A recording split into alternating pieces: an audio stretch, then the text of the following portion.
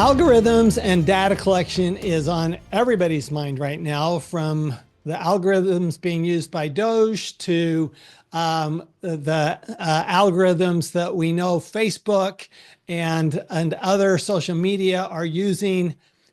How do we actually discover how to use them in our own businesses? How do they actually drive behavior? And what tools are available to us as a smaller businesses and entrepreneurs to drive that behavior? And we have with us today an expert in this field, Sandra Matz from Columbia University, and she is the author of Mind Masters, the data-driven science of predicting changing human behavior. That's a mouthful, but that is it is a fascinating area. We all experience it every day. We know we're getting news feeds that are specific to us. We're getting we're getting advertisements that are specific to us, and what we all want to know is, okay, how do they work, and what are they, and how would we actually use them? Because if other people are using them again with our customers, we need to be using them with our customers or our prospective customers. And Sandra, I know you've got a ton of experience in this area. Can you give us a little of your background and what drove you to this particular study? Yeah, no, absolutely. Well, first of all, thank you for having me on the show, Tom. So my background is actually in psychology and computer science. So in a way, I work in these two worlds that almost seem a little bit antagonistic, right? So the messy, complex world of human desires, feelings, behaviors, preferences, and then the other one, which is like the somewhat cold and structured world of math, algorithms, and data. And for me, the interesting part is actually marrying the two. So the idea that we can now understand human psychology, human preferences, human behavior, not just understand, but actually predict and ultimately change by using tools from computer science. So instead of sitting you down, as psychologists traditionally did, to give you a questionnaire and ask you for your self-perception, or invite you to the laboratory and have you press a couple of buttons on a computer screen, we can now study daily behaviors, routines, habits, preferences just by observing the data that you generate as you interact with technology. And that's pretty broadly construed, anywhere from what you post on social media to your credit card swipes, your browsing history. The data gets captured by your smartphone. So really using this data as a window into your psychology. All right, so let's talk about the background here, which we're talking about psychological targeting, right? How do you target somebody's, I'm going to say targeting their psychosis, right? Which is kind of what we're targeting, right? So because we're going, okay, what's going to influence this person and how are they going to get influenced and what does influence them? So what is it? I mean, at its most fundamental base, what is it, Sandra? Yeah. So I wouldn't go as far as saying like focusing on psychosis, because it's really, for me, it's about trying to understand people's motivations, desires, preferences, and needs based on data. So for me, psychological targeting has these two steps. Number one is what can we learn about the people who are on the other side by observing their behavior, right? And in a way, that's something that we all do as humans. We all kind of intuitively and automatically and instinctively, whenever we have a conversation with someone else, we try and figure out, yeah, who's that person? Like what might they be interested in when it comes to topics we could talk about, when it comes to the way that they like to be talked to. So as humans, we kind of do this very naturally, and algorithms can now also do this with these kind of more predictive frameworks, where we take someone's data and we train a machine to turn it into something that makes sense on a psychological level. Then the second part of psychological targeting, which is really if you think about it, like the applied one with the intervention part, the one that we're trying to not just understand who someone is, but potentially change it. So once I know, for example, that you're somewhat neurotic, impulsive, open-minded, can I use these insights into your, again, motivations and needs to potentially shift your behavior or the way that you think, the way that you feel about a certain topic in the direction that either I want you to go in, which then sometimes shifts a little bit to like manipulation, right? If you don't want to go in that direction anyway, that's just me trying to push you in a certain way. Or what I think is incredibly helpful for companies to think through is like, how can I help consumers move in the direction that they want to go in anyway, right? Can I help them find some of the stuff that is relevant to them that they otherwise wouldn't find? Can I help them see how certain products that we might have to offer actually help them meet some of these psychological needs that they have? So if you're extroverted, can I help them make the most of their social life? If you're neurotic, can I help you reduce some of that anxiety and of that stress? So for me, psychological targeting has these two parts. All right. So it's always unsettling, right? To those, because we're getting it all the time. And Yeah. we see that our news feeds, for example, are very specifically targeted at us. And if we're not careful, we only get one narrow target from those news Yeah. feeds. We actually have to go out and search something else in order to make sure that we're not being herded, I would say, into a particular political view, social view, buying view, Yeah. whatever. But what I like here, what you're saying, what I'm hearing you say is that, look, we can actually, instead of manipulating people, what we can, which we do see that going on, All the time. but instead of doing that, we can actually do what we should be doing as a business is we can actually help them buy. And we can actually, it sounds to me like we can do two things. One is find out who it is that needs what we want and then target Yeah. those people in a way that they will understand that we have what they want. Right. And on the other side, I presume that it could help us actually decide, are we actually delivering what people want in the Yeah. first place? Right. But let's start with the The first one, first one. which Yeah. is right. Let's say we have a product or we have a service that we think is valuable to the world. Else we wouldn't be doing it. We're not doing it just for money. Entrepreneurs don't do that most of the time. They're Yeah. really doing it because they think they've got something that will have a positive impact on people. And then it's a matter of finding those people that want that. And then it's a matter of communicating in such a way that they understand and that you do kind of lead them, to lead the Yeah. horse to the water, right? Yeah. So kind of walk us through that process. How does that work? Yeah. And I think there's another one that I'm going to add to this one, because sometimes what you said is you have a certain product and you're just trying to find the best audience. So that is one, and I'm going to walk you through in a second.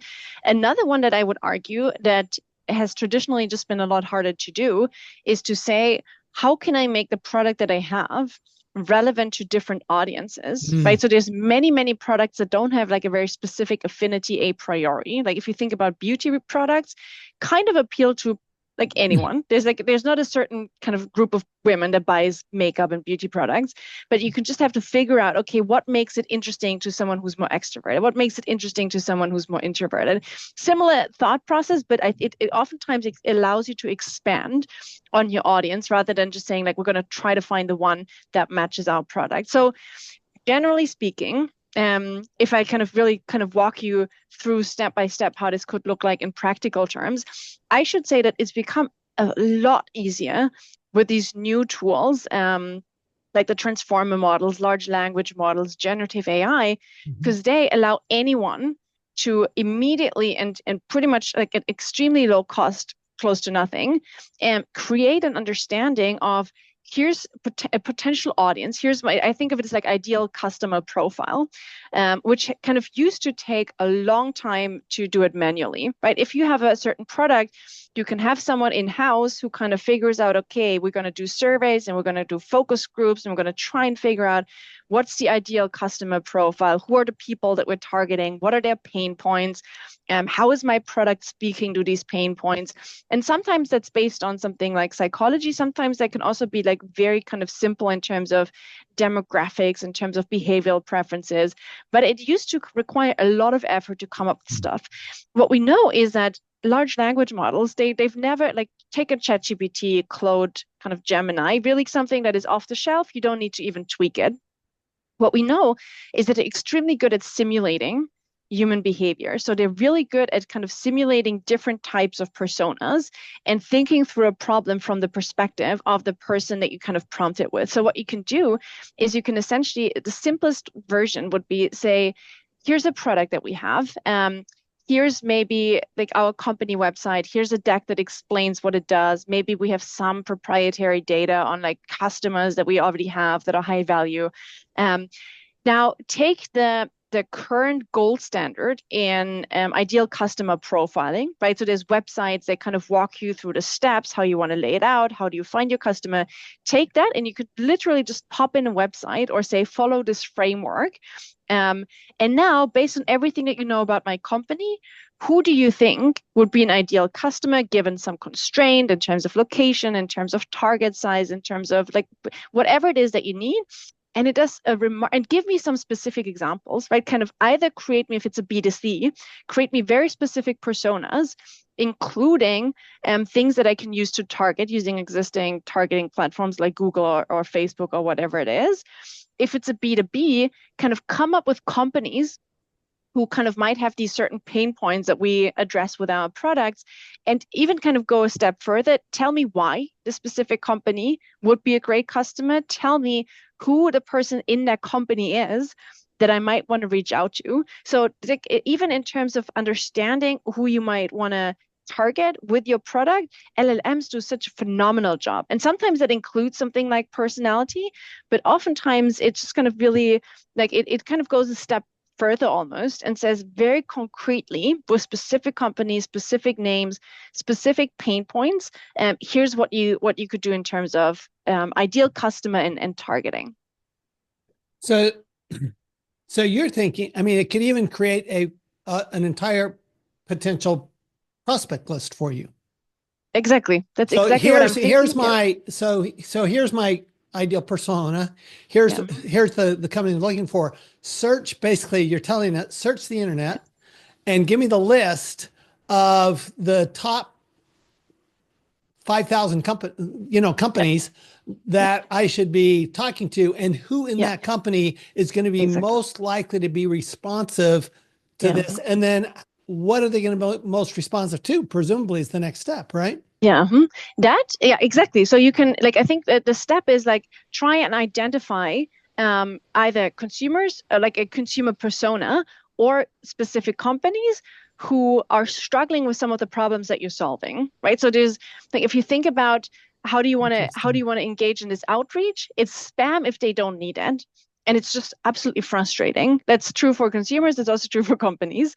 And there's also like this window of opportunity where you want to time it right. So the one thing that we know, for example, like once you've identified this general, here's your ideal customer, here's a list of the top 50 companies that I think based on these pain points, so it kind of explains why you might want to reach out and how you could reach out. That we've identified that you might want to target. And then you can set up essentially so almost like a continuous monitoring. So it's very easy to set up with pretty much no code tools now, where you just say, here's what I want, set me up. Like it's scraping Google News, it's scraping maybe Glassdoor, it's scraping the company's websites. Do we see anything change in how they talk about their pain points, right? If you're the space that I'm currently kind of thinking about a lot is employee benefits. If I have an employee benefit solution, I want to know which are the companies struggling with that, but why might they be struggling with it? Because maybe they're kind of unionizing, maybe there's been like some kind of cuts, and tell me if something changes. So you now understand my product because I've given you enough information to deal with this, but you also understand the audience that I might want to reach based on what I offer. Now tell me if there's a window of opportunity, something changes in the news, maybe it's a change in leadership, maybe again, it's like the workforce unionizing, and now just alert me to when this happens. So now might be a good time to reach out. So it's really this very dynamic, very tangible, using these LLMs to go through the process that was just incredibly labor intense and manual beforehand. And because it knows so much, right? As someone recently told me that they compare it to the most capable intern that you've ever had. has unlimited resources, unlimited time, but needs some oversight, right? So you need to kind of say, here's what we're looking for, here's what we offer, here's some of the things that I want you to walk through. And the more you can, for like a specific prompting of an LLM, the more you can create these personas, right? So you could say you're a specialist, like you're an HR specialist focused on coming up with ideal customer profiles. Based on these resources, please come up with a workflow. In the second step, if you were to say, how do I create this content? Like how do I create a message for the either consumers on the other side or the companies? You could say, well, you're a McKinsey consultant who's been tasked with figuring out how to solve their problems. Which parts of our portfolio actually speak to this? So you can tell the LLM, simulate these different layers of expertise, and now just give it back to me, and I can then make sense of it myself. Interesting. And then how do you replicate that? I mean, are there tools out there to actually push that out so that you're actually are out there then targeting in that way? So there are ways in which you could automate that. My recommendation would be that I would always have a human in the loop. So I think once you get what LLMs are really good at is summarizing content, giving stuff back to you. But I think there should, like at any given step, like once you have the ideal customer profile, it's helpful to have someone in the loop and says, okay, so now that we have identified these companies, what makes sense from these things here? What do we actually want to focus on in terms of our strategic priorities, right? Because you can't do everything. So maybe there's companies that would be a good target based on your specifications, but you know that it doesn't really fit the overall strategic mission. Maybe it suggests kind of putting some thought leadership content out there that you know is not exactly what you want to engage in. So oftentimes just having like the step in the middle and say, here's the target audience that it recommends, and it kind of it tells me exactly how to set this up on Google or Facebook. Now I want to kind of quickly check that before I automatically send out something, right? Or it recommends me to reach out to this person working for company X on LinkedIn. That's probably something that you want to do yourself. It can help you craft the message and the content. But I think at the end of the day, if you really think about this as relationship building with either in the B2B context or with your consumers, it's still helpful to have a human in the loop at that point. So I wouldn't just kind of fully automate this entire process. Got it. And how does your book walk through that? I'm very interested in how the book does this. I haven't read the book yet, but how does the book walk us through this? It doesn't. So what the interesting part is that the book is essentially focused on understanding some of the basics, right? So I think like when I give talks, for example, what I mostly want to take the audience away from my talks is saying, here's what LLMs are like, not just LLMs, but like algorithms in general. Here's what they're capable of. Here's how amazing they are at understanding your psychology. Here's what they can do in then swaying behavior for better or worse. And the book places quite a lot of emphasis in the end on how should companies be doing that, right? So the mere fact that you can do it doesn't always mean that you should be doing it. So there's like many ways in which you can, for example, implement more privacy preserving technologies to kind of create intelligence from data that's not really kind of becoming so intrusive that you run all of these reputational risks when consumers find out. So the book is really kind of focused on the basic levels of intelligence that we can get from data and machines, implications for how does it work in changing behavior, and thinking about how do we collectively as a society navigate the space as well as companies. How can they do that? Everything that I've mentioned so far, I think is like one specific application of all of this, right? It's like, okay, once you understand the power of large language models, of predictive algorithms, it's oftentimes very easy or much easier for executives to say, okay, here's how we could implement them. Because if you give, and this is, again, it's like a slightly different approach between some of the typical business books and I think the ones that are more kind of foundational science. It might understand, or like because I teach a lot of executive education classes and executive MBAs, and what I want to do is essentially empower them. because they come through the class and I can now give them a playbook. Here's how you do X. Tomorrow, the technology is different. The problem that they're trying to solve is different. And then my playbook X is not actually going to be very helpful. But if they understand the foundations, right? If they understand if you use personas, they can put themselves in the shoes of someone who comes up with an ideal customer profile. If you give them a persona, they can come up with a kind of consulting company playbook on how you kind of should develop your strategy around this. Then they can become a lot more flexible in terms of implementing that. So for me, the book is really kind of this foundation. It's also like cocktail, I think it was like a cocktail party wisdom, right? It kind of gives you a lot of examples of here's how this could be playing out, both in terms of the association of psychology and data and applications. And then you can take it and translate it to your business problem specifically. So let's take one thing you've talked about, which is personas, and actually coming up with that, because I've long thought that the clearer you can get, a business can get on their ideal client, the more successful they're going to be, because you don't want to target everybody. You want to target those people who really make sense for you. And every business is unique because every business owner is unique, right? So there are people who want us, they just don't know they want us, right? So how do you, what are some of the questions you would ask a large language model? What are some of the questions you'd ask in order to help you get narrower on that focus? Yeah, it's a great, and it's so funny because again, it's something that's so fundamentally human, right? So every kid understands, it is like maybe I'm going to go to mom to ask for the candy because she's more likely to respond positively to this. But they also understand that if you have an audience, you talk to them differently. So maybe I ask mom in a certain way, but then I also ask dad in a certain way. So we do this so naturally that it's essentially just translating this to the business world and then scaling it. That's how I think about it a little bit. In terms of personas, so there's sometimes there's different approaches. So one is, I think, an expertise-driven one that is really driven by people working in the company, having a sense of here's the people that we want to target in a certain way, right? Here's the product, at least the way that we envision it. And I think it's always good to double check if like other people think about it the same way.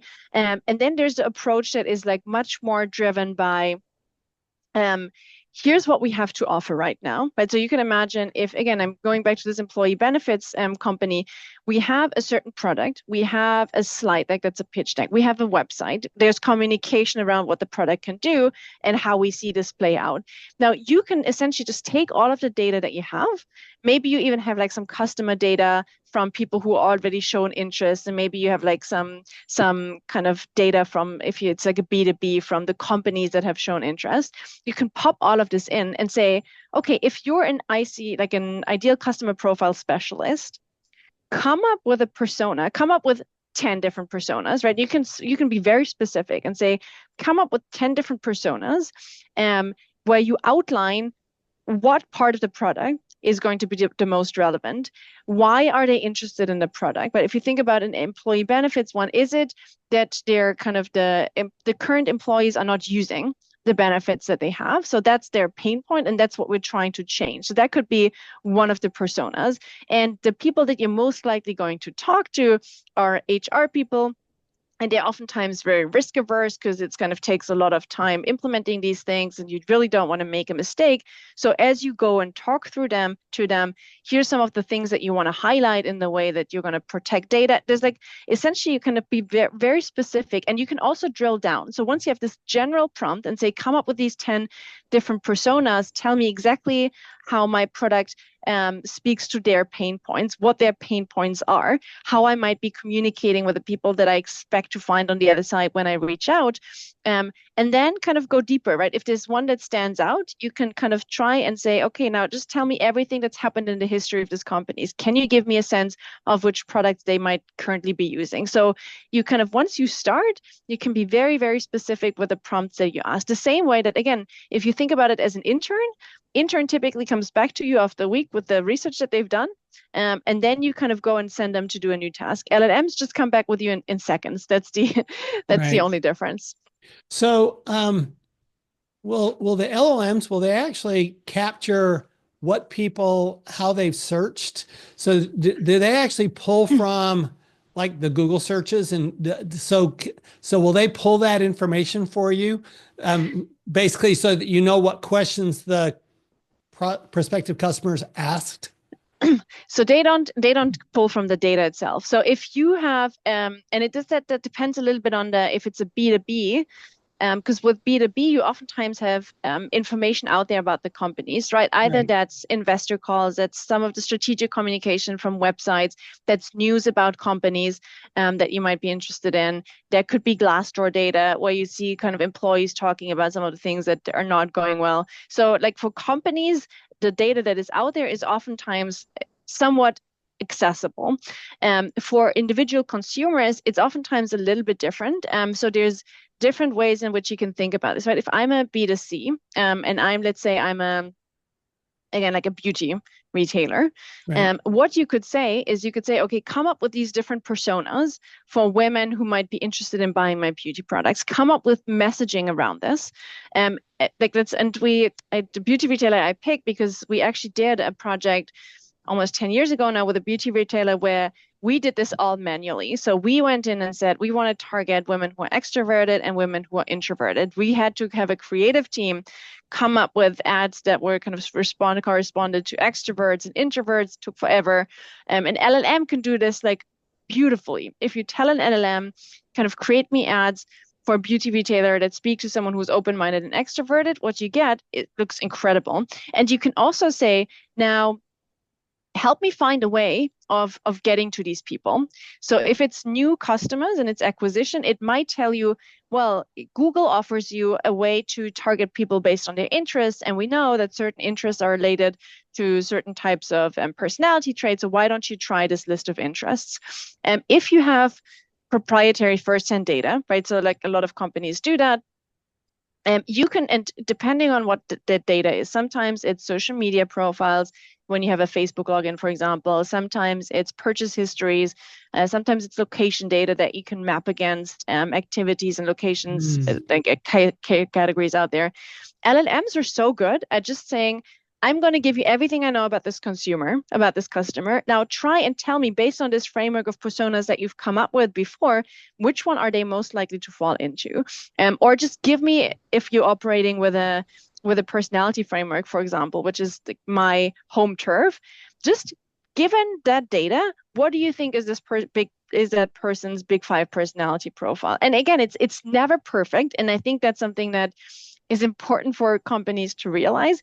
It's going to make mistakes the same way that we make mistakes when we judge Right. other people.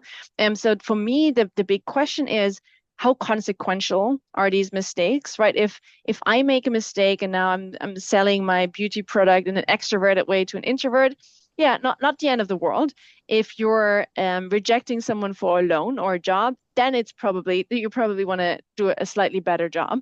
But that's essentially like in the way that you can use these off-the-shelf LLMs is you can create these personas. For companies, you can scrape it off the internet. Just try and find me anything that you can about the company, speaking to the pain points that you've identified. And for consumers, it's either asking it to identify off-the-shelf ways of targeting people online that don't require any first-party data, or translating your first-party data into these personas and mapping these personas onto the customers that you already have. Yeah, I actually think you make a really good point there is that there's a lot of benefit in data mining from our own customers, from our existing customers. Mm-hmm. What is the persona of our existing customers? Exactly. What caused them to buy? What things were they looking at? Because they can probably do all. I mean, everybody has hundreds, thousands of Yeah. customers, right? Or they Yeah. have had over the years. What causes, what was it what's in common with these Yeah, people is really what exactly. you're asking for, right? Yeah. Commonality. And so in that case, and you're absolutely right. So these models are amazing at picking up on patterns in data. And there's many where you can actually upload data sets for the model to make sense of. Now, the one thing that I should note on this front is that if you do that, if you upload proprietary data, make sure that the settings of the Right. language models are set so that it doesn't get shared, right? Right. Because you don't want all of your intellectual property to be out there, and now that they build the next iteration of your product and you just ask, hey, can you just tell me a little bit about the customers of company X and how they kind of think about their strategic persona building? So if you do that, and I think it's an incredible tool, an incredible opportunity, but make sure that your IP is protected so that and it's just like a setting where you can say, don't share my data or don't use it to build your next iteration of the large language model. I love it. So if you were a smaller size business and you were kind of saying, okay, I'm going to take step one, step two, step three, what would those steps be? Yeah. And I think you've actually walked us through pretty beautifully. I think it's like always think about it. What would you do in a face-to-face context? How can you replicate it? Right. If I'm a car salesperson, step number one is collect as much intelligence about the person on the other side as possible. Try and understand who are you most likely to reach out to, who's your audience, and how do you best speak to them? What are some of their pain points, and how does your product respond to that? Step number two is what is the message, right, that you want to craft, and how do you reach out to people? Is that through an ad? Is that what's the value that you're adding?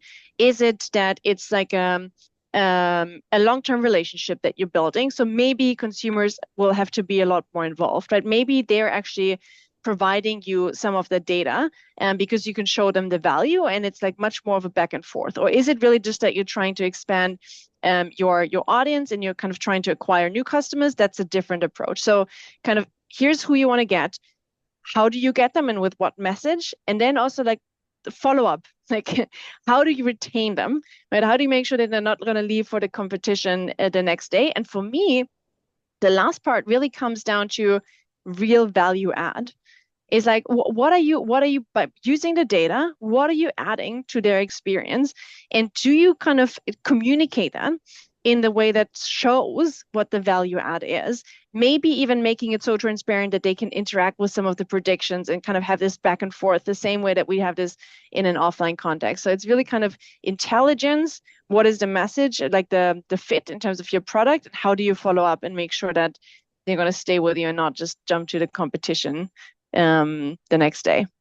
That actually reminds me of a few years ago, I had the opportunity to sit across from Richard Branson, and I asked him, I said, so you've changed all these industries, right? Recording industry, airline industry, the hospitality industry, you keep changing the industry. What did you do? He goes, well, we just sat and listed everything we didn't like about the industry. Yeah. And then we did the opposite, right? So we actually fixed that. So, but it sounds like what we can do now is we actually have the LLMs to be able to tell us what is it do people find is missing in this industry. You know, if for example, I'm in the CPA industry, tax advisory, what's missing? What are people missing? What are they looking for that they're not finding? It sounds to me like you probably get a pretty good feedback on that. Absolutely. In a large language model. And it's funny because like one of the use cases that you can use these LLMs for is essentially create your own advisory board of people that you admire, right? So you said, like I said, across from Richard Branson, it's probably not going to join your board, but you can just create an LLM that says, you're Richard Branson, kind of here's like something that I want you to give feedback on. Here's my board materials, kind of write me a report. And it does it. And it does like a remarkable job. Right? So there's like ways in which we can leverage some of these simulated personas of AI to tap into the brains of people that we otherwise might not have access to. Well, this has been awesome. We could go on forever, Sandra. This has been so interesting. I had no idea we were starting with data and data-driven science, and we spent the whole time talking about AI because that's all it is. It's just data-driven science. So thank you so much. So the book is Mind Masters, and I've got to say, after this conversation, not only will I be reading, I think this is a book that everybody should be understanding because we need to understand what is it? You know, what is psychological targeting? How does it work? Because then it's really, sounds to me, it's not that hard to use. And there's lots of tools that are like $20 a month. I mean, it's not like it's expensive to use it. And we can do that. Sandra, if we wanted more information about what you're doing and your research, where would we go? So we do actually, with my husband and I set up it's called a Center for Advanced Technology and Human Performance.